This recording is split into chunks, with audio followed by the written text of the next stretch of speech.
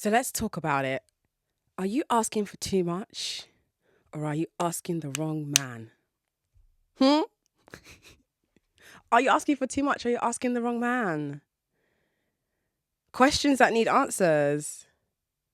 Because I get a lot of comments under the content I post, especially the reels that I post on Instagram, which are most times snippets taken from this podcast. And the majority of questions that come from women who I genuinely think they're asking from an innocent place tend to be along the lines of, but doesn't this sound unrealistic? What about the man's mental health?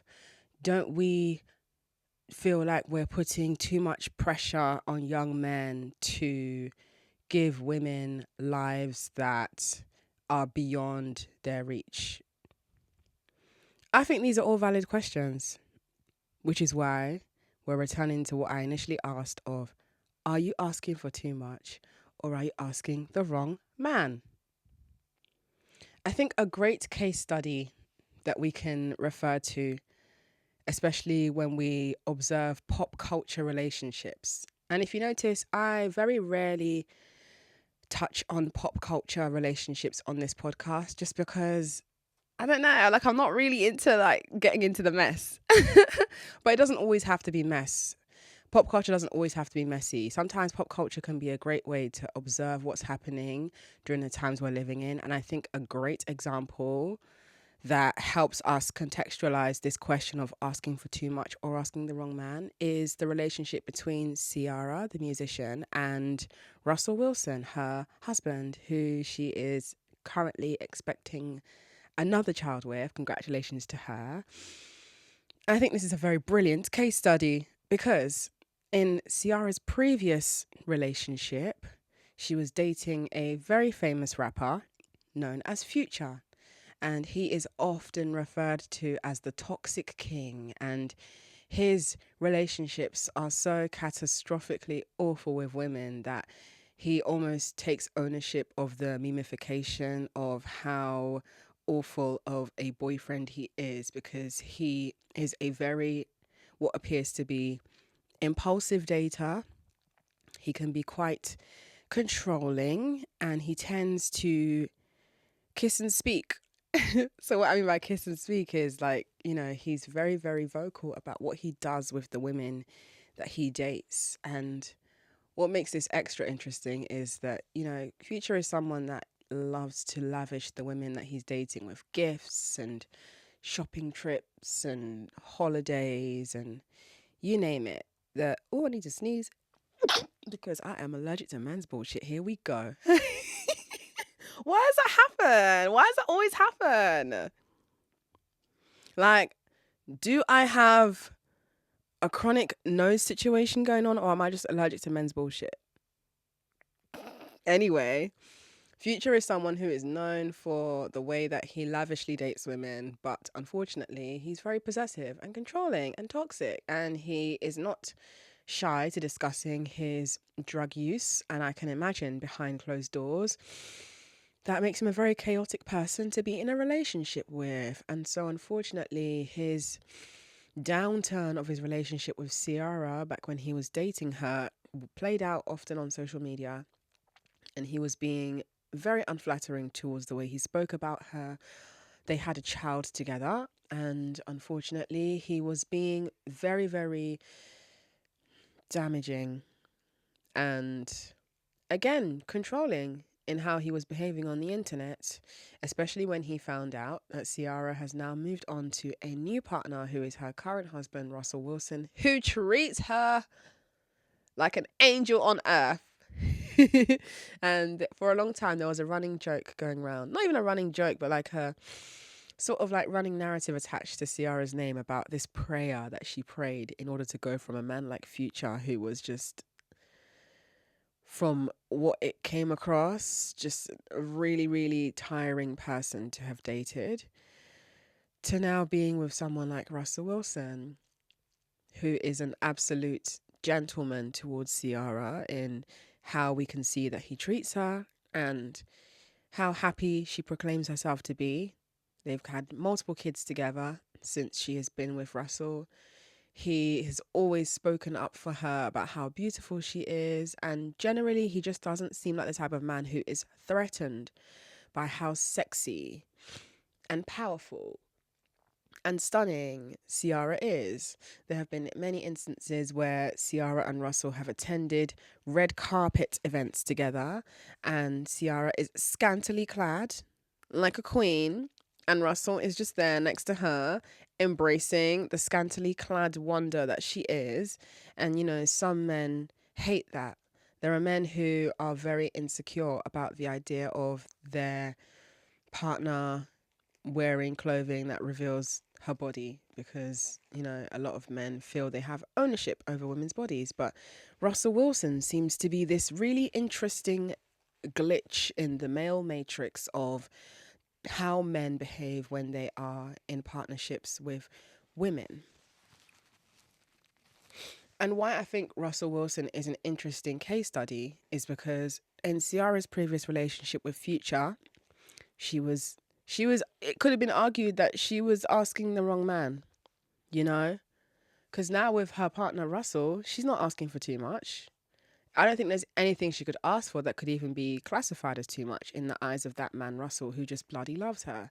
So you can be the same woman and be loved very differently by two different men, and neither of those men's love for you bears any reflection on who you are and what you're worthy of. What it does bear a reflection on is what you're willing to accept. And I think that's really fascinating to dive into, because when we think about what headspace Ciara might have been in when she was dating Future, like woman to woman, I can imagine she was probably feeling sorry for him, because as women, yeah, we do have this like greater capacity to see the nuance in people's situations, because we are raised to be more empathetic towards other people, and we are raised to put people's feelings above our own. So if you're dating a man who is not just a drug user, but is a celebrity, a musician. So being a celebrity and a musician means that you face pressure from the outside world when it comes to your image that you uphold. But then being a musician comes with even more pressure, because musicians can be very hard on themselves, and a lot of male musicians are in competition with each other. So battling male bravado combined with having a massive ego as a man can deeply impact the way that you love the women in your life. And I can imagine Ciara might have been making excuses for him. And what makes this even more exhausting is that Future has multiple baby mums. Now, I don't think that having multiple partners is intrinsically bad. It's just interesting when you observe the circumstances in which those multiple baby mums came into existence in your life. So if you're a man who is flippant with the way that you nut inside people, or if you're a man who is very impulsive and tends to feel like he has a sense of ownership over women, or maybe if you're a man who does things just because you can, that's how you can often end up in situations like that. And, as a woman, it's quite challenging to be thrown into a mix amongst women who maybe are not really in your league. You might be in a different league to them. This is not about being better than anyone, but I think out of the list of Future's baby mums, Ciara happens to be the most famous and the most successful. So I can imagine she was up against a lot of clashing thoughts when she was with Future. And I think she really silenced her emotions, and she really compromised. She compromised, and I think it was to her own detriment. And there's obviously a reason why things didn't work out between the two of them. She probably tried way harder than she should have. And thank God she learnt her lesson enough to leave. And I'm so happy for her that she left, because there are some women who are in situations that look a lot like what hers looked like with Future. And they don't leave. They convince themselves to just fix it. They talk themselves into believing that they are the problem and not the man. And that drags on for years and years and years, and multiple children come out of that situation with that same man. And that in itself spawns an environment where the children now pick up on that dynamic, and then it becomes internalized in the bodies of those children. And then you just have a new cycle of generational disarray.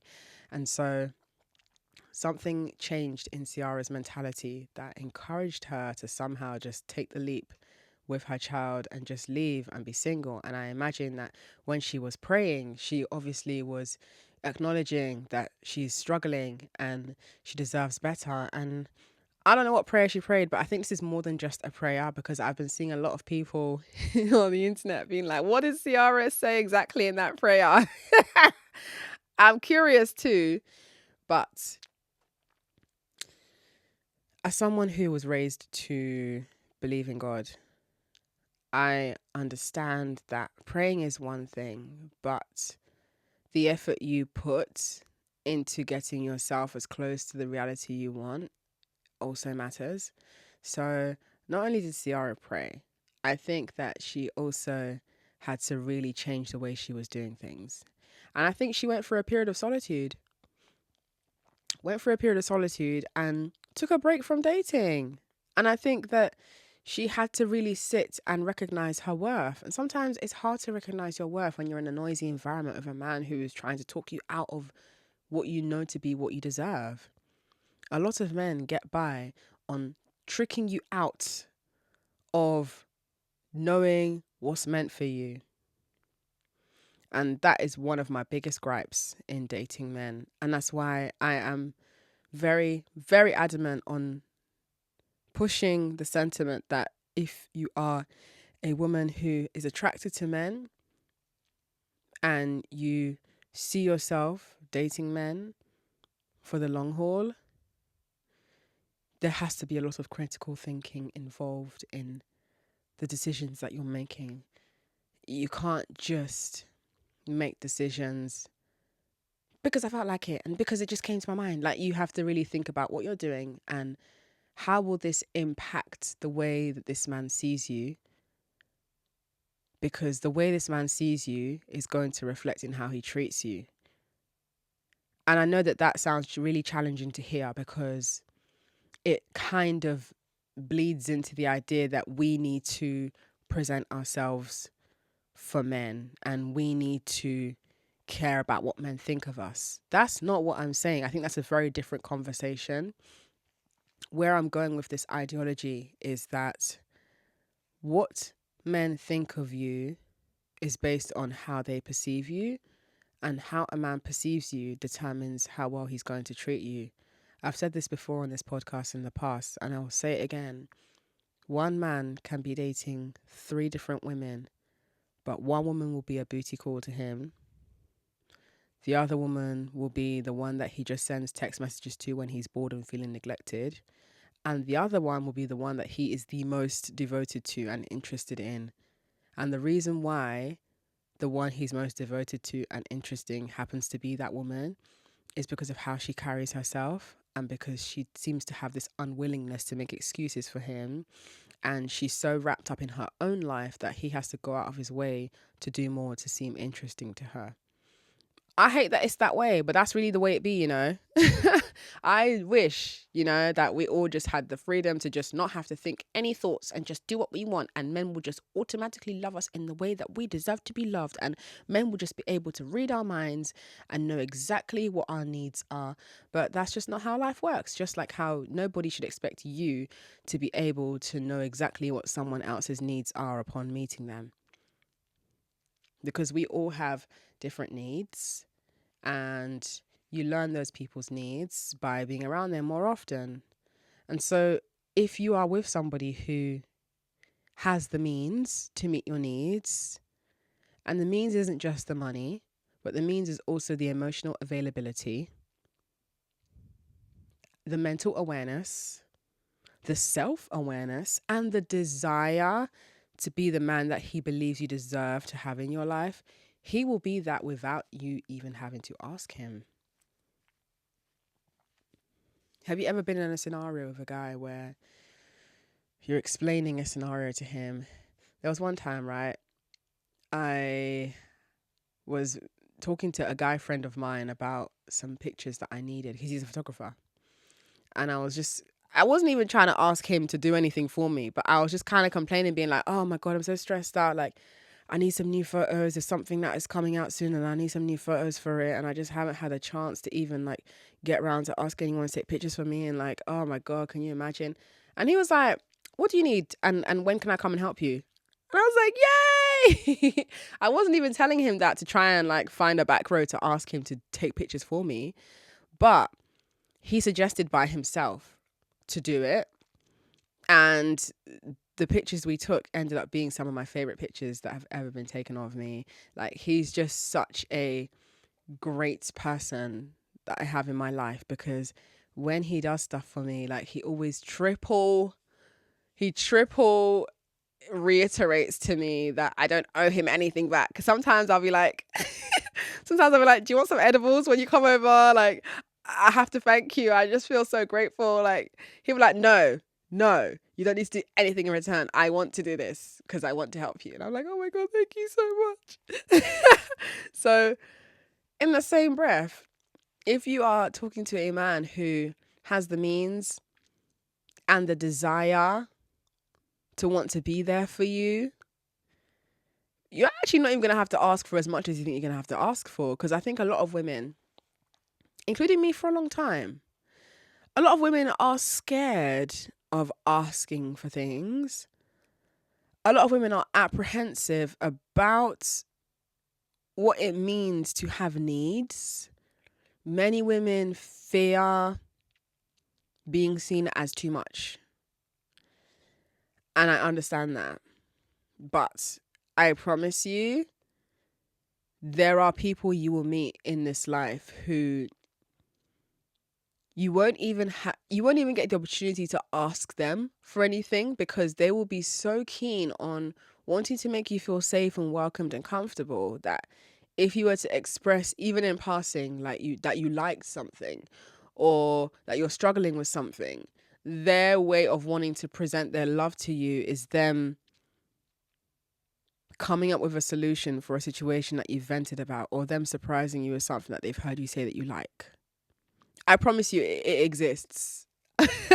I've experienced it before, and I'm like, I love this. I love this because it shows a level of self-initiative and self-drive that has come from that man's willingness to show his love for me. It's not about proving anything, because you know what? Yeah, people can prove their love for you without it feeling like they're proving something. I think that's something that puts a lot of women off as well. The idea of feeling like you're making someone prove something. It feels too mechanical. It feels too much like it's stifled of fluidity and nature. And I understand that.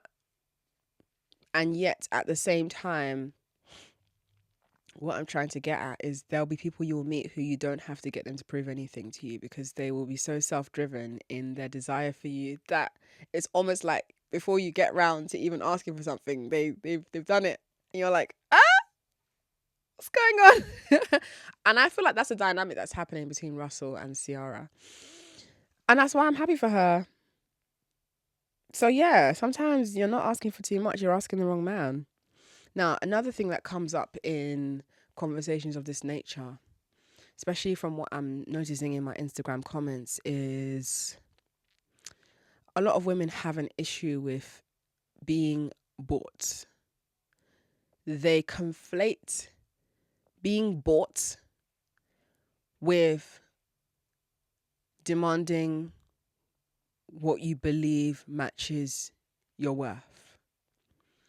I'm obviously going to explain this. So, first of all, the phrase being bought is a really annoying phrase, because it just reminds me of the very underdeveloped, lazy, and shamey outlook that many people have towards sex work, where the rebuttal towards selling sexual services is that you are selling your body, which is really annoying, because you're not cutting out your vagina and handing it to someone for them to wank inside, are you? No, you're not. In some versions of sex work, because remember, sex work exists on a spectrum. There are many services you can sell. There are phone sex operators. There are BDSM / kink sex workers. And under that umbrella involves dominatrixes. It involves sex educators who might be teaching about kink. Outside of the kink and BDSM sector of sex work, there are also people who work in strip clubs. Maybe they are strippers, or they are chip girls. So chip girls are women who work in the strip club, and their job is to help the strippers to sell VIP room experiences. So VIP room experiences are basically sections of the strip club that are private rooms where if a man or a couple or a woman, whoever just wants to buy some elongated time with a particular dancer, starting at 15 minutes, it goes up to an hour, and you can top it up as you go along once you've bought your preferred portion of time. Those price slots, 15 minutes, 30 minutes, 1 hour, each have their own individual cost. The chip girl's job is to help the dancer to promote that service. So the chip girl will get her cut when the customer purchases, let's say, an hour VIP. So if the customer purchases an hour VIP, and let's say the dancer has decided she's going to charge £1,000 for an hour, then the chip girl will get a cut in that if she's present for that conversation, and the man is going to be paying via card. So being a chip girl, you're not necessarily removing your clothes or doing any sexual service work, but you are working in an environment where sexuality is the entertainment being provided. So where I'm going with this description of sex work and the various umbrellas, and I am aware that I have omitted many other versions of sex work, including OnlyFans, where there's online sex work that is often hosted on OnlyFans. Not all creators on OnlyFans are sex workers, but OnlyFans is one of the environments where sex work content is hosted, or I Want Clips. These are all different forms of being involved in sex work. You're not necessarily selling your body. And the, very common rebuttal towards the argument of selling your body is no one comes and tells you that you're selling your body when you're working on the shop floor in H&M, even though you are hanging clothes, you are greeting customers and providing them with assistance when they are using the store. You are basically a physical embodiment of the corporation, and you are the customer's in-person experience with the store. So just as much as you are allowed to get on with your job when you are in H&M selling people clothing, sex workers are also getting on with their jobs where they're selling sexual entertainment and various denominations of sexual experiences. So when we again revisit this argument of I don't want to be bought, this comes in response to the conversation of dating men who have the means to provide financial support towards you. A lot of women feel scared of men who have money because they think they're being bought. That's really not how it works. The idea that you be bought, first of all, means that you have no autonomy. So really what you're saying you're scared of is that you fear you're going to lose your autonomy in a situation where a man who has more power than you is going to be in your presence. I understand where that fear comes from because you lack experience. But if we learn to just humanize people who have money, you can significantly reduce that fear. Another way to combat that fear is to put yourself more often in environments where you're likely to come across people who have money, and you'll realize that a lot of people who have money think very similar to the way you do. Like, I have met men who have money and they don't really dress like the money they have. A lot of these guys, they work in tech. They're like tech dude bros. So some of them, they fucking stink. Some of them fucking stink, yeah. And they be licking the rim of Elon Musk's butthole. Like those kind of men there. Like they don't care about fast cars and shiny jewelry.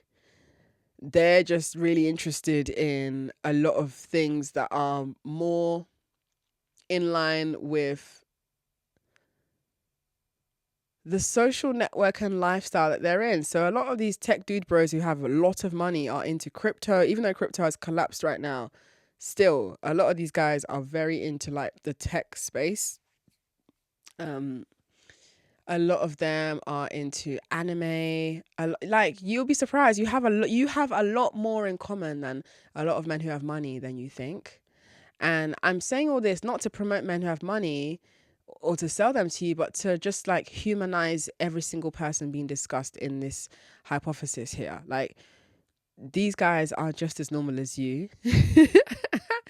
And when we remove the mystery, just demystify them for a minute and just recognize that like they are people and you're actually worth being attractive towards them. Like what I mean by that is they are probably going to find you attractive just as you are. And you don't know that because you're scared and because you have a very narrow idea of what like moneyed men look like. They don't all be wearing suits and sniffing coke and going to the box in and paying £1,000 for a table. Some of them, but not all of them. There are some rich men who their parents own oil companies abroad and they just happen to be lucky with the order in which they were born into the family and they have access to a massive inheritance. And so their parents have been able to pay for them to come to the UK to study. And since studying, they've been able to have access to longer stay in the UK and they have started their own business or, there's so many nuanced stories that you'll come across if you go outside more often and you expose yourself more to an environment that's beyond your comfort zone. You'll start to understand that like the fears you have don't have to be the fears you have. Nobody is buying you. There are some men who have money who actually are quite stingy anyway, so they're not going to give you nothing. And those are the ones you should stay away from. But even the ones who are generous and do want to give you something, like I understand the argument that, nothing in this life is free and if someone's got money, they're going to want to take something from you.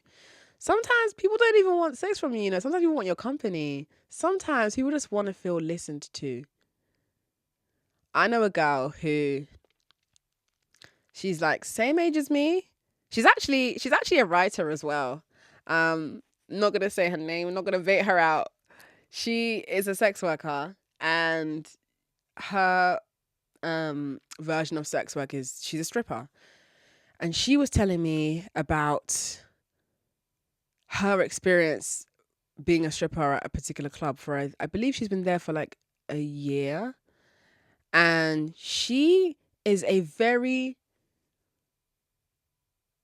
normal looking white woman with blonde hair. Normal does not mean she's not beautiful. When I say normal, I just mean that like if you walked past her, it's not a face that's going to make you double take and be like, wow, she's beautiful. However, she blends in. And I think that's her strength, the fact that she blends in. Stay with me. I promise this is going somewhere. So she's blonde, she blends in, and she's not got like massive tits, massive bum. Just think about the most normal, plain looking blonde woman you can think of in your head with mildly curly hair. That's essentially as close to what she looks like, yeah? And she was telling me that she manages to book loads of VIPs in her club. So she makes money as a stripper, right? But most of her money actually comes from selling VIPs, which I explained earlier are the private rooms in the club where, for example, you can charge like £1,000 for an hour with a dancer.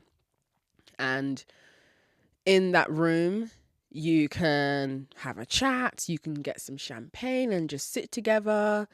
She could striptease for you and dance for you. There's usually no touching. I think according to the laws in the UK, there's no touching in UK strip clubs. But you just get a one-on-one private experience with her.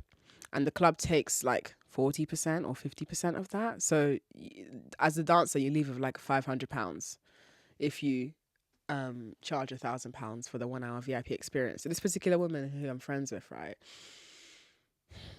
she was telling me that her main clientele often happen to be like the old men who come into the strip. They just look, I don't want to say they look gross because that's mean, but they don't look flashy basically. They're just old men. They look lonely. That happens to be her clientele, right? And can you imagine? These guys book VIP with her and they end up just sitting there, just like crying to her. She gets these guys to cry. Obviously, I don't think these men come into the strip club expecting to cry, but why they're crying is because she is so intelligent emotionally and she's such an engaging conversationalist, because she's very smart. She's such an engaging conversationalist that, first of all, these guys are drawn to her because of her intelligence. And then when they book a VIP session with her, they get into a deeper conversation. And these men find themselves like talking about really delicate, sensitive things towards her because they just feel really, really trusting of her energy and they just feel deeply connected to the dynamic that they've created together. And I think that's just so incredible. And it leads to the point I was making about sometimes people have this fear that if a guy financially gifts them or supports them or just money is somehow involved, they have to have sex with a guy. It's like, no, not always. There are some men who go to strip clubs just because they want someone to talk to. I heard a story, yeah. Oh my God, I heard a story from another girl who, no, this is from a bouncer that I met. I met a bouncer who he used to work at a strip club. And this story has not left my mind since he's told me. He told me that one time at a strip club he used to work at, this would have been 4 years ago, this Chinese looking man came into the strip club and he was dressed like he's in his house clothes. So like just very, very dressed down casual. And most of the girls in the club were just kind of like walking past him. No one was going up to him to talk to him. Because normally in strip clubs, like you need to, you go talk to the guys who come in, see if you can get them to buy a dance from you or buy a private VIP experience with you, or at least them get you a drink, just something. See if you can turn that conversation into money. You can't wait for guys to come to you like on the outside world. Cool. So these guys were just walking past him. One girl, I think she was having a slow day in the club, so she was just like, fuck it, I'm just gonna talk to this guy anyway. At this point, like, I'm accepting that I'm having a slow ass day. I've barely made any money. She spoke to him for, I believe, like 2-ish hours. Can you believe that at the end of this like 2-ish hour conversation, the guy was thankful that she chose to speak to him, and he asked her for her bank details and he sent her £15,000 as a way of saying thank you for speaking to me for 2 hours. And he left the club. This happened in London, central London.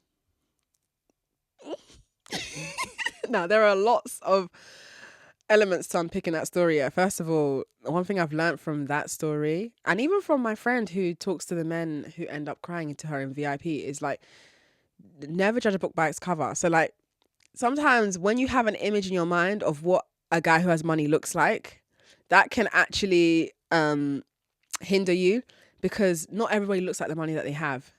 Some people look like they have a lot of money, but they're wearing fake designer and they put more effort into their image and into their bank account. But that situation really taught me that, like, the 15K wiring situation, it really taught me you just don't know. You really just don't know where it's going to come from. And that's not to say that you should use that as a reason to just give all men your time. Like, listen, sometimes you do know. But what I'm trying to say is, like, given the environment that that woman was in, obviously she was in a strip club. So in a strip club, you just never know who's going to walk in and why they've walked in.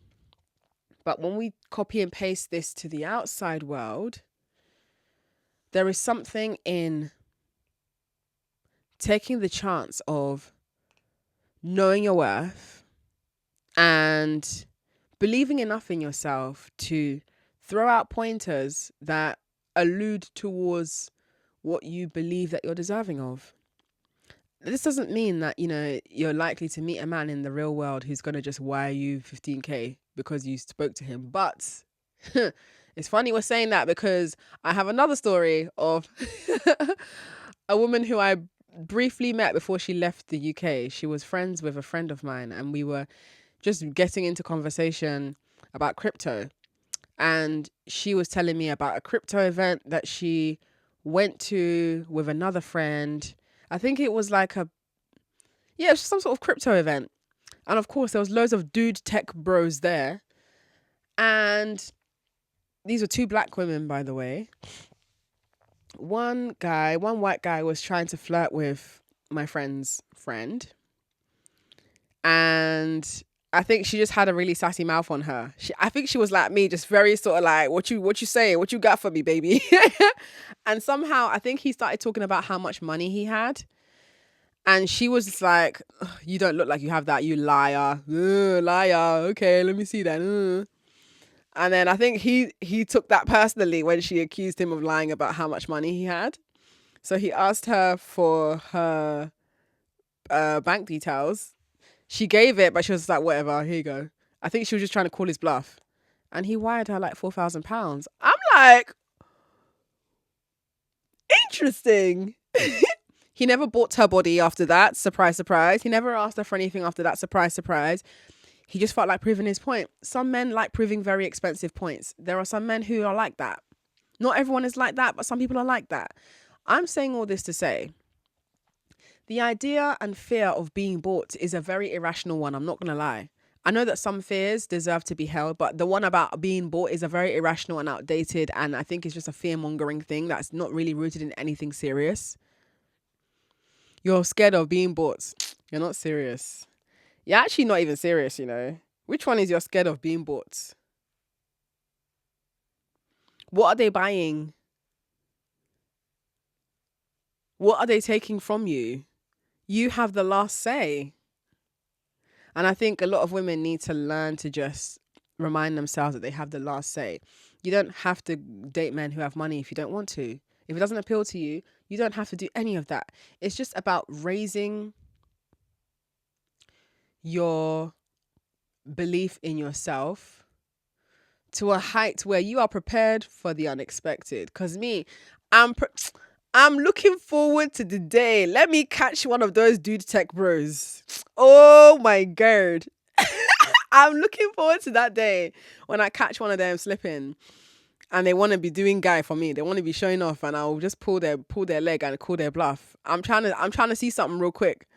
I'm trying to see something in my Santander real quick.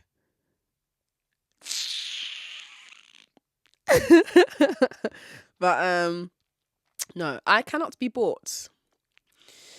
But my trust, it must be earned through investment of time, emotion, money, and kindness. I cannot be bought, but my trust can be earned. It's a simple distinction. Another thing that's really interesting as well, yeah, and this is why I don't like to have these conversations with men who don't have money. I don't involve myself in those spaces. I only come across those conversations by proxy through women who are either moaning and complaining about my ideologies or men who are in my comments. But apparently a lot of men feel like they're being fleeced.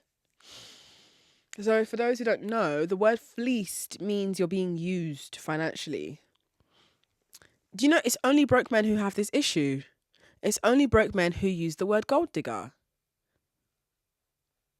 I've never, ever been called a gold digger by any of the men who have spent money on me or sent me money. Never. And I don't see those men in people's comment section calling women gold digger for having self-worth. What's interesting to me is that like being fleeced is just another way of like referring negatively to the idea of investing financially in a woman. I find that really weird.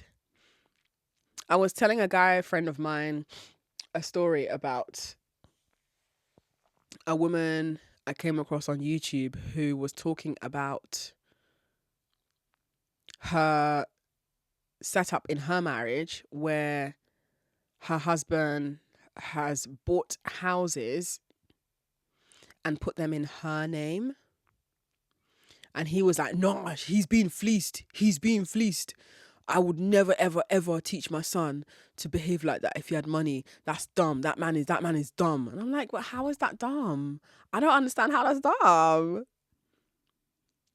And the key context here is that the woman in the relationship, I think she's about 20 years younger than the man.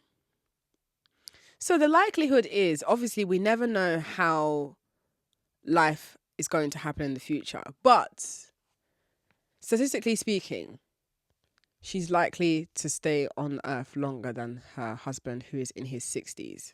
And she's in her, I think she's in her early 40s or just turned 40. So I think that the man choosing to put the property that he owns in her name is a beautiful gesture of, because they have children together as well. To me, that comes across as like, he knows that he's not going to be around for a long time.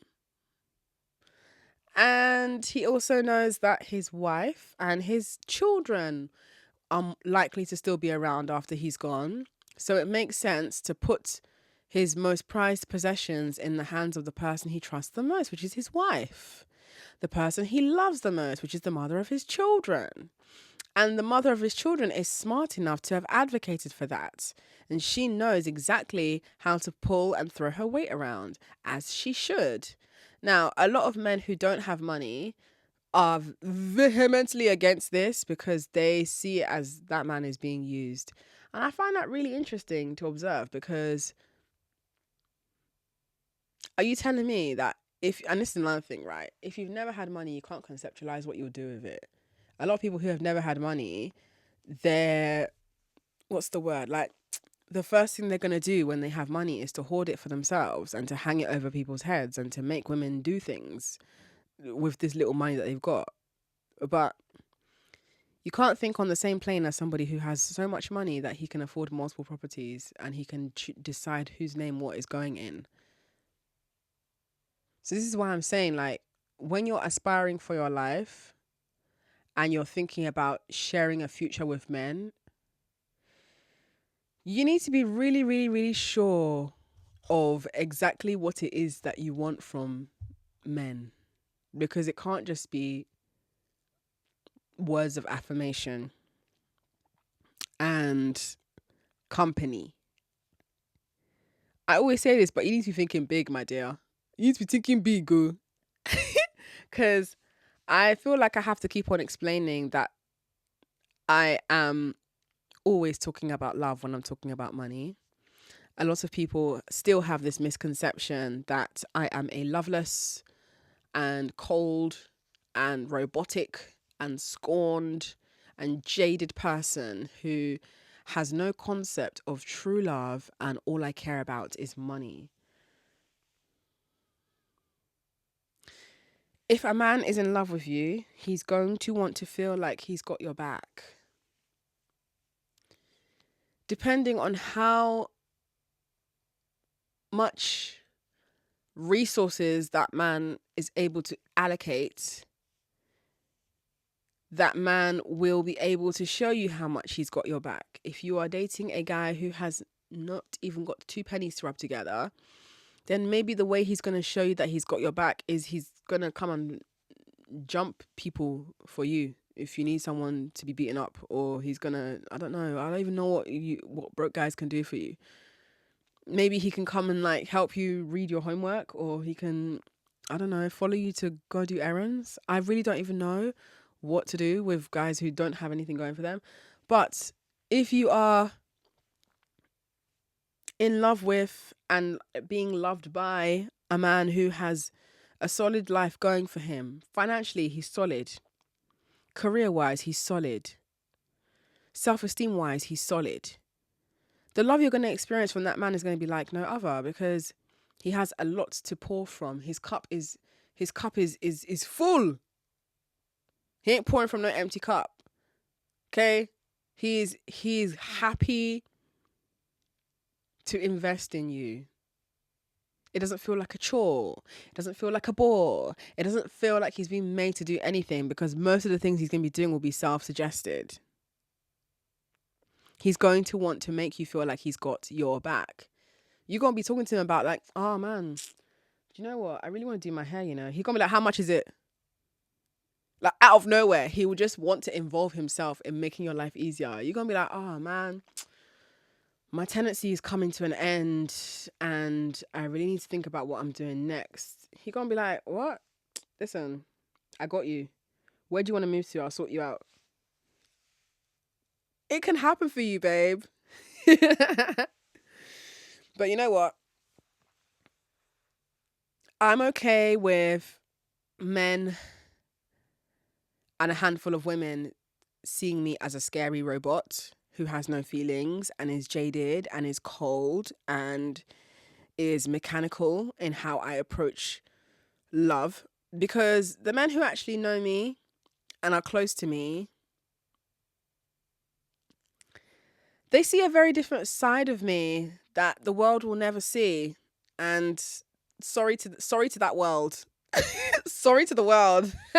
But like the men who know me and are close to me, the most common thing I hear from the men who like have actually gotten to see these like hidden sides of me is that like I'm actually really sweet and I'm actually really polite and I'm actually really funny and I'm actually really cute.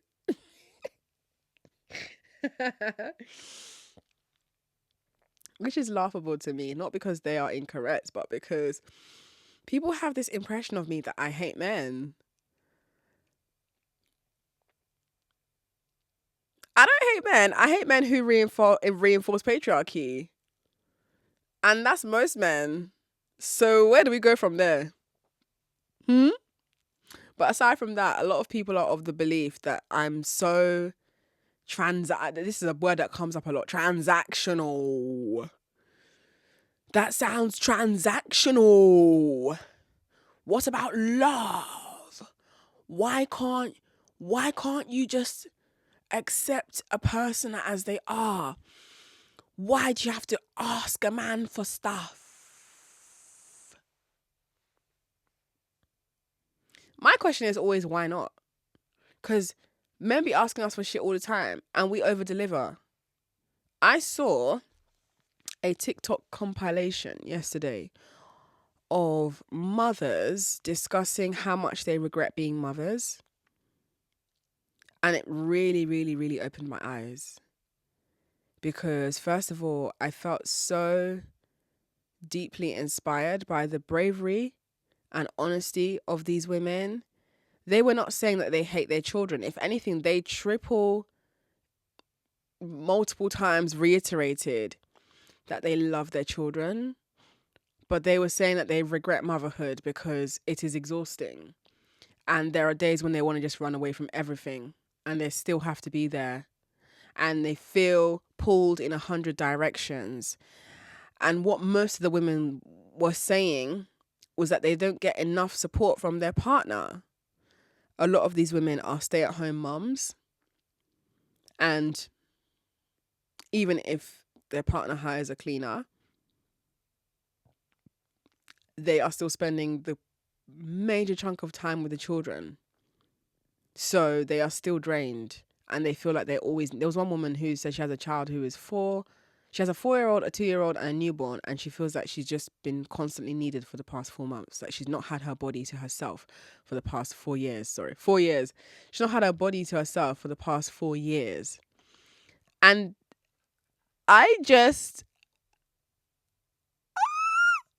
but the main concern for me was the women who were saying that they don't get enough support from their partners, like from the men that they're partnered with. And am I surprised to hear that? No. Disappointed? Yes. Surprised? No.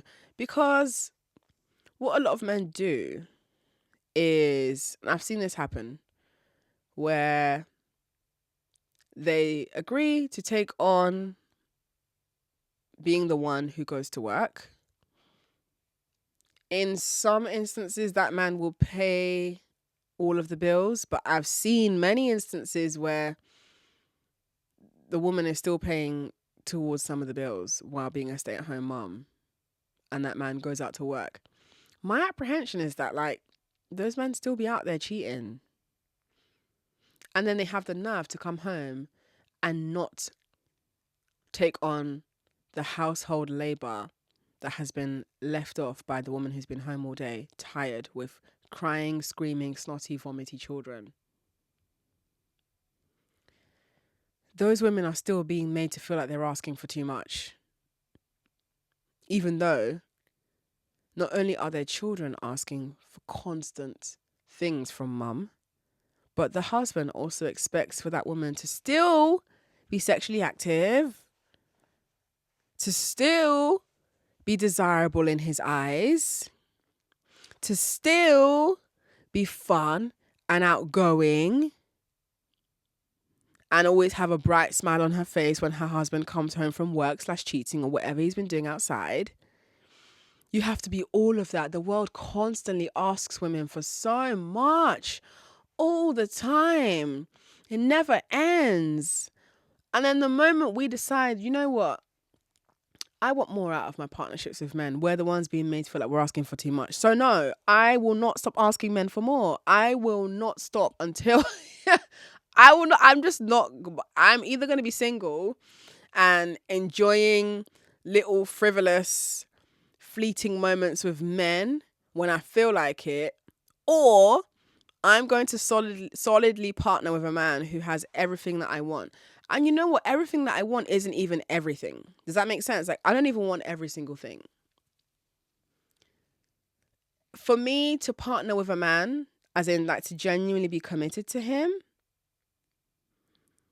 whether that's marriage or just claiming him as my partner, I'm serious in saying that it would need to be somebody who is financially well off enough to pay my bills, because I don't enjoy spending my money on bills.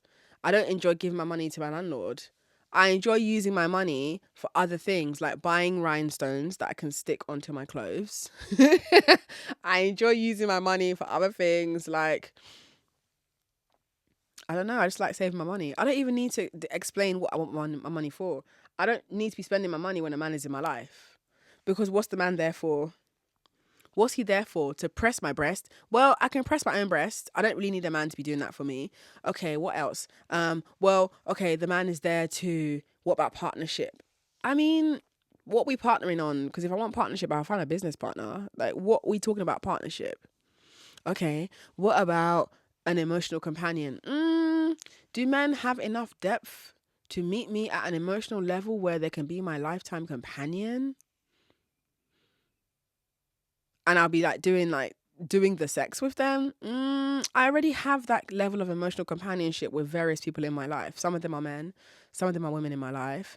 Do I like that at the moment? I don't like that. So there's nothing incentivizing me to just like bind myself to a man right now. What else could be argued? What about just romance? Well, I'm not really, for me, romance is when my bills are paid. Romance is when I genuinely feel like this man wants to make my life really easy. Romance is when a man, on top of paying my bills, is being really sweet in the gestures of surprising me with things. It could involve sending flowers with a note saying, check your bank account. It could involve him being like, I've got a whole weekend planned for us. Meet me in Charing Cross at 7 a.m. Pack a small light bag with toiletries. We go into the spa and then we're going to do XYZ. Like, that to me is romance. Romance for me is, I don't know, he contacts my favorite wig maker and gets her to make me a special wig that he knows that I'm likely to like based on what he's observed my wig collection looks like and what might be lacking in my wigs. Like, that's what I consider romantic, babe. I'm so sorry that my idea of romance is not a guy writing on a crumpled piece of paper some lines that he copy and pasted from the internet. I'm really sorry that my idea of romance is not some guy going for a walk with me.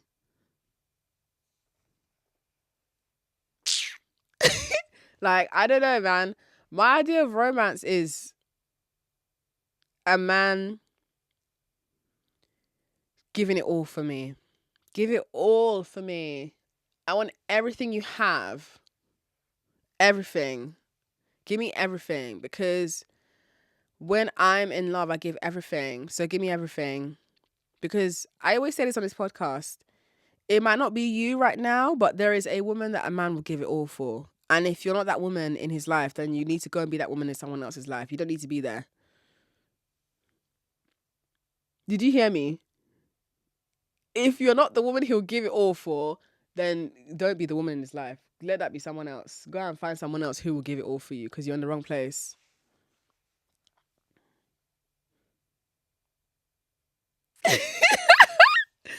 I just feel like I am from a different planet. And I think I have a confession to make, and I just hope that this confession doesn't get me cancelled. But do you remember that time? I think this would have been about 2 weeks ago now. The news broke out from I'm literally shaking as I say this. But the news broke out from the US government that aliens are confirmed to have been discovered. It is with deep, great regrets to inform you that I'm one of them. Yes, I'm an alien. I am an alien. I'm not of this world, and that's why I think like this. I am an alien. And I come from a galaxy where the women are goddesses, and all the men that we share the galaxy with, especially on the particular planet that I'm from, the men are of service to us, and we still have a system of paying bills and exchanging resources in order for a trade to be facilitated. But the men do everything that we need. And one day I entered a spaceship because I was going on a cruise around the galaxy with my gals. And a couple of us got pulled into the wrong electromagnetic frequency. And then somehow we ended up in the Milky Way galaxy, which is where you might have heard of the planet Earth, Saturn, Uranus. So somehow we got pulled into an orbit, and as we got closer and closer to what appeared to be a planet, we noticed that this planet looked a bit blue and brown. It seemed to have countries on it, and we were like, oh my God, is that Earth? Oh no! No! We were distraught. We had our earpieces in and we were communicating. Me and my homegirls were communicating with each other like, no, we're getting pulled to Earth. And at this point, the intercom system that we had with those based on the planet that we had originally left in the other galaxy where we're actually from had been disconnected. So there was no way for us to get help. So we ended up just accepting our fate. And then we crash landed onto Earth, exactly in the Bermuda Triangle. And then, the government kept us a secret until we managed to negotiate our way into becoming citizens of the earth. And that is how I came to be. That is why I'm here. And that's why everything I say sounds so alien. That's why a lot of women just feel like I'm a freak of nature, because I am a freak of nature. I'm actually not from here. And I hate that you had to find out in this way. But that's my truth and I stand by it. And I hope that one day I'll be able to take a few of you with me to the galaxy that I'm originally from. I don't want to say the name of the galaxy, because if I say the name of the galaxy, then certain people are going to go and find a way to go colonize it and then ruin it for us over there. But I promise you that galaxy is fucking beautiful. Like, the women there are gorgeous. We don't have to wear clothes, by the way. And there's loads of pole dancing. And the men clean the poles for us. The men, sometimes we let them watch us on the poles. if they've been well behaved. Other times we make them build houses for us. We make them clean our heels. Some of them, if they're really well behaved, they clean our heels with their tongues. I'm talking about the heels of our pole shoes, by the way. But I love it over there at my galaxy, and I've been fighting tooth and nail to go back. I don't know how to get back to where I'm from. So now I'm stuck on this raggedy planet where women are splitting bills with men, and they're fighting me for saying that we don't do that where I'm from. And I'm trying to bring a new culture from where I'm from to a existing framework that seems to not be working for the women who are the inhabitants of this planet. And one thing I'm noticing as an alien is that humans over here are very resistant to change, especially the women. And I think the resistance to change is coming from the fear of changing oneself. And I'm quite fascinated by that because I know there's an ongoing argument and idea that you shouldn't have to change who you are. And I agree, like who you intrinsically are is beautiful. And at the same time, if you want a different outcome, you might need to be a different version of yourself. And that's the part where I think I lose people. Because a lot of women feel like they can't just relax into being who they are. And that's the case. You can't relax into being who you are if you've just met a man. No. Because you need to find out if it's the right guy. You need to find out if this guy even deserves to see the relaxed version of you. I get a lot of interesting interactions with black men who, many of them come to sneak to watch my stories. I think something interesting's happening where, because I post my pole dancing on my Instagram stories, right? A lot of black men, I'm noticing that they come to watch my stories of me pole dancing, but they don't follow me. And the stories I'm noticing them watching are stories that are like 6 posts deep into my story. So they haven't watched the prior 6 posts. They've just happened to land conveniently on the one where I'm pole dancing, which means that somebody has sent my story to them and has told them to come and see. And I find that really interesting because I think that a lot of men, I think I said this before on this podcast at some point, but I think a lot of men have a very complicated relationship with their desire for me, because they see desiring me as a weakness because I am so strong and because I am so tough in how I present myself as a woman who has thoughts that are visible and audible. What I mean by that is a lot of men have a fantasy of dominating me and it's not going to happen. And I think they know that it's not going to happen, which is why they'd rather just look at me and not say anything. Probably secretly tossing off, which is really bizarre. But I kind of enjoy knowing that there are many men who, for some reason, they know that whatever has worked in the past is not going to work over here. I'm really into that. I'm really into them knowing better.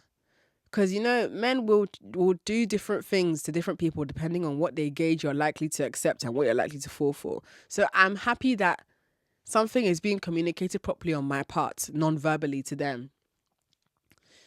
Because I do think part of attracting the men who are meant for you is making it clear exactly who is not meant for you. It's just like in marketing, right? And I hate that I'm going to make this example because someone's going to be like, see, objectification of women. What do you mean by marketing? That's not what I'm saying. Marketing is an example of having a clear target audience and making it very obvious who is not your audience. In my case, broke men are not my audience. If you are kind-hearted and sweet and poetic, you are a great person. I'm sure your mum finds you beautiful. That doesn't take away from your potential to experience a change in your future. That does not take away how much of a loved human being that you are. All it means in my context of how I view myself and who my audience is that you're not somebody that I'm marketing this pussy towards. When it comes to the men who I perceive as my target audience, and again, I'm only using these words because we're discussing marketing as an example. I am not out here literally going out in the street making billboards of my fanny and trying to fucking run ads on selling myself as a relationship experience. I'm just using marketing as an example to draw attention to why marketing exists and why it's important to know exactly who is meant for you and who is not. So when we look at the men who I would, in theory, quote unquote, market myself to, for lack of a better word, it would be the men who I know are not threatened by how highly I see myself. I had this one guy DM me, right? I've met him before, so we know each other in person, but we don't know each other that well. And he manages... how do I say this without being too... Okay. He manages a musician that has a song with Beyonce. That's the only information I'm going to give about him, yeah. He manages a musician that has a song with Beyonce. And Beyonce has a lot of songs with a lot of people, so you can't guess. But this manager guy, when I met him, I was being really mean to him. It wasn't mean as in, like, devaluing him as a human being or creating a distasteful experience. It was more just my banter was more heavy-handed because I saw his chain. His chain was shining. It was a shining diamonding big, like what them rappers be wearing, them big rapper chains. I don't know what you call it, bust down, bust up. I don't know what you call it, but he was wearing one of them big ass fat chains, yeah. So I knew that he had money, and I knew that he was somebody. I knew that he was somebody serious in whatever he was doing, because where we even met, we met in Shoreditch House. I'm not saying that every single person you meet in Shoreditch House is serious about their life, but many factors added up for me to gauge that he's not a wayward hooligan. Do you know what I'm saying? So when we got to talking, I don't even know how he was just flirting with me, but it wasn't overt. And I was just being a bit mean to him back and the mean is not like, you know, cussing out his appearance or saying something vindictive. It was more just not making it easy for his attempts to land. Because I enjoy that. That's my style of flirting. I am a Sagittarius. Okay? If you have been listening to this podcast for a while, you are overly aware that I'm a Sagittarius because I say it all the time. But I must say it again. I am a Sagittarius. Sagittarius is a fire sign. Fire signs are not the easiest people to get over on because we're fiery, you know? Like, we'll give you what you gave us. Like, you want to play badminton? Let's fucking go. Like, I know how to hold my own. That's one thing I love. Like, as a fire sign, I'm very confident. Fire signs, Leo, Aries, Sagittarius. Those are the 3 fire signs. Very, very, very good at exuding confidence. Even if we don't always feel it, we know how to put it on. Like, we know where we kept the confidence coat and we will always find it. So when I'm flirting with guys, I can't lie, it always seems to work because it makes me stand out. When I'm flirting with guys, I just be a bit like mean to them. I can't even explain how the meanness happens because I'd have to like recreate a scenario, but it's things like, I don't know, it's just you have to see it in action.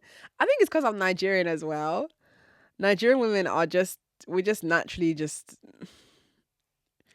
be mean to you. And if you can handle it, then we're like, wait, okay, now I'm a little bit interested. If you can't handle it, then good. That's a litmus test. Done. I don't like weak men. I cannot stand weak men. And I know this is a word that a lot of people are scared to use to describe men because of like, oh, men fragility. But it's like, no, look, weak men are the ones who are scared to compliment you. Weak men are the ones who can't handle you being a little mean to them in a sexy way. Weak men are the ones who feel disempowered when they spend money on you. I don't have time for that. I don't deal with that. So this particular musician manager guy, he was taking everything I was giving him. And I was like, yeah, take it. So we remained in contact, I think over Instagram DM, but we barely spoke. We just still had each other on Instagram. Then out of the blue, this would have been maybe like a month ago, he messaged me saying that he's coming to London in like just over a month's time, and he would love to go to the gym again, because I think we were meant to have a gym session, but something happened. We were meant to have a gym session in the morning when he was last in London. And I said to him, my friends who we would have done the session with are not in the country, but if you want to hang out with me, you're welcome to feed me some yummy food at Pen Yen in Shoreditch House. So Pen Yen is do you know, Pen Yen might be my favourite restaurant, so far. Pen Yen is a restaurant in Shoreditch House, and it's Asian food, and it tastes so... There's this salmon teriyaki with a jasmine rice. I get the same thing every time I go there. But I was like, here, look, if you want to hang out with me, you're welcome to feed me some yummy food at Pen Yen Shoreditch House. And he was like, yeah, let's do it. And then he messaged me afterwards, and he was like, by the way, I'm not scared of you. I was like, what do you mean by that? And he was like, I see your work, and I'm not one of those guys who's put off by the way you think. And I found that really endearing and sweet that he felt that he needed to say that. I was also kind of like, ooh, love to hear it. Because I think he wanted me to know that, because he's aware of how I see men. And I think he probably might have suspected that maybe I don't take him seriously, because I might be of the belief that he's one of those guys who sees the work I'm doing and is put off by me having thoughts. So the fact that he said to me, basically, like, I see what you're doing and I'm not scared of it, I was very, like, enticed by that. I'm not going to lie. I liked that. So I was like, good. That clears things up. Because I'm just not into men who feel like they need to challenge me. Go challenge your mum. Go argue with your mum. Don't come and challenge. Who are you challenging? Don't challenge me. I'm not your mate. I'm not going to change my mind on anything I think. So don't try. Don't try. I hate when men try to debate me. Debating is not flirting. A lot of men think that when they come across an intelligent woman, that debating her is going to make him get closer to the top of her books. No, you're ruining things. Just keep quiet. Shut up. Or if you want to debate about something, I don't know, go debate about something else that doesn't have to involve trying to talk a woman out of her standards, because now you're ruining it. I remember there's this one guy, yeah, he's now blocked. He's blocked. Is he blocked or did I unfollow him? Either way, he's been exiled, yeah? Exiled from my mind, exiled from my contacts list. But he ruined things, because the first day we met, he started debating me on my dating outlook. And that was a huge turn off, because that gave away to me that, one, you're broke, because why are you arguing with me about something that is fundamentally important if you're going to be dating women? You just don't have what a woman needs. Why are you arguing with me? Two, you don't have the spine to just directly say that you fancy me, but you don't have the means to create the experience that I would desire. So instead, you want to haggle me down. Are you all right? Three, you don't even have the foresight and intelligence to recognize that you might be turning me off by trying to debate with me. Now you've spoilt things. And how has that worked out for you? Not very good, because now you're blocked. Yo, I'll be giving men a hard time. And the men in my life, they don't see it as a hard time. They see it as a good time, because they're not doing anything that creates a response in me that has to make them feel told off or has to make them feel like a little boy. I make a lot of men feel like a little boy. And I don't know, maybe that's the sadistic dom in me is into that. And I embrace all layers of my sadism. All of it. You can't make me feel bad about enjoying being mean to men, because you don't see men feeling bad about enjoying being misogynistic towards women, misogynistic enough to murder us. So as long as misogyny exists, I'm going to exist exactly as I am. And with each year that passes by, I will keep turning up the dial. By the time I get to 35, I'm going to be a menace to society. Because at the moment, I'm 28, yeah? December, I turn 29. December of 2023, I turn 29. By the time I get to 35, I'm going to be... Oh, I don't think you're ready. I actually don't think you're ready because I have essentially spent my 20s desensitizing myself from feeling sorry for men. I know that that sounds horrible, but to expand on that, what I mean is I don't feel sorry for men in situations that they have created by themselves and are refusing to hold themselves accountable for. I don't feel sorry for men. That's their problem.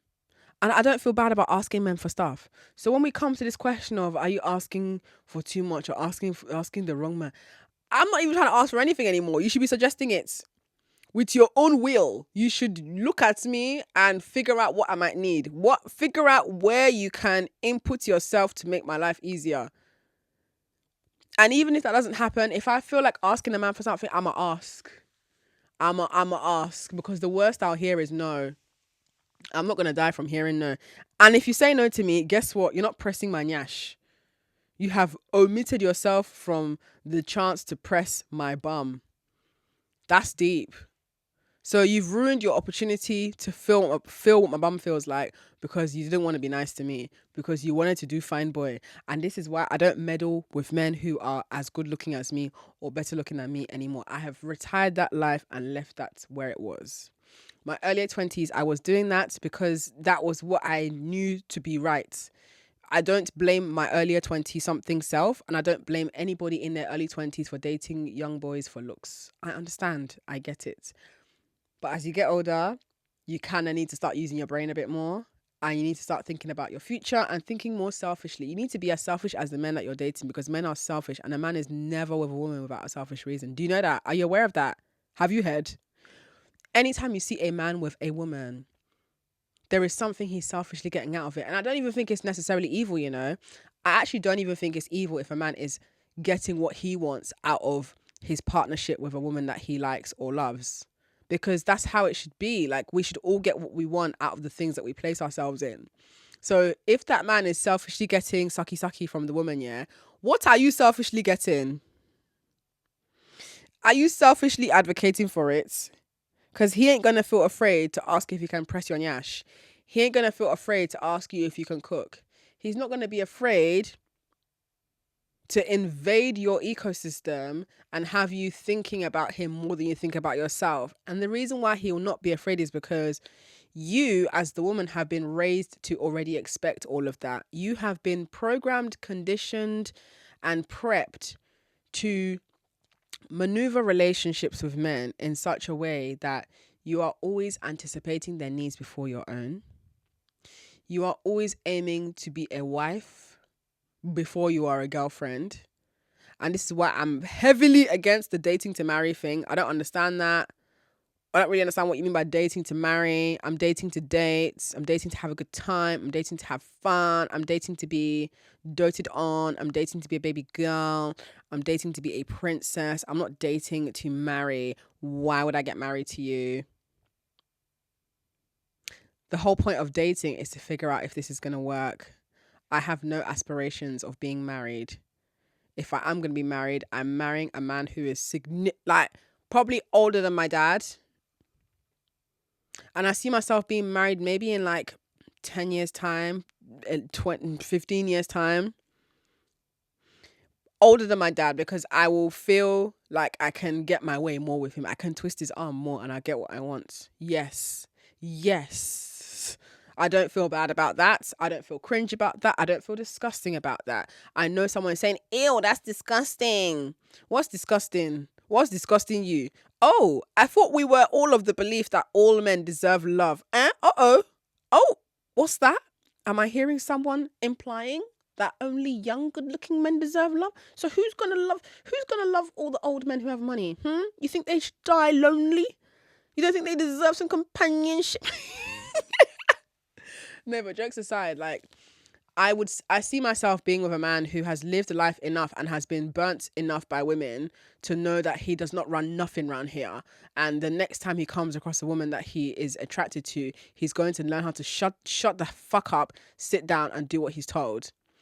And by the time I come into that man's life, he will have been married a few times. Maybe he's got kids that are grown, and there is no reason for him to be needed anywhere else other than, I don't know, to go and sort out some situation at work because he owns multiple companies, or I don't know, but like, I'm just trying to be living a very relaxed life, babe. And if I want to live a relaxed life, then I'm going to go where I'm likely to experience the most relaxation. And when it comes to like, oh, but like, what about sex? What about it? What about it? I'm not the most sexual person. That is the benefit of being asexual. And a lot of men who are older don't even have like they don't have, their sex drives aren't even that high anyway. Most of them. So it's a win-win for me because I don't care about having sex. Guys, I can tell you right now, as of this conversation we're having, the last time I had sex would have been, hold on, I'm trying to count.